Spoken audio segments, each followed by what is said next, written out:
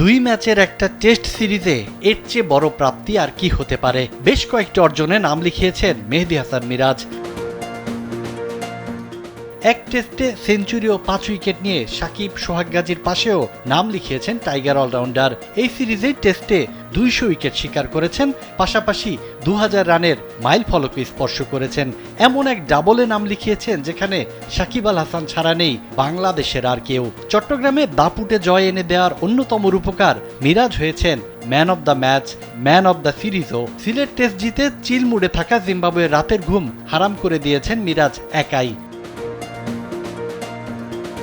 ব্যাটে বলে এমন রাজত্ব চলতে থাকলে সাকিব আল হাসানকেও হয়তো টেস্টে ছাড়িয়ে যাবেন। ঢাকা বলে যাদের নারায়ণগঞ্জ জয়দেবপুর পাঠিয়ে দেওয়া হয়েছিল তারা দলে দলে ফিরছে বিমানবন্দর সংলগ্ন আশিয়ান সিটিতে। No tension. কিংবদন্তিদের কাতারে উঠতে হয়তো খুব বেশি সময় লাগবে না মিরাজের।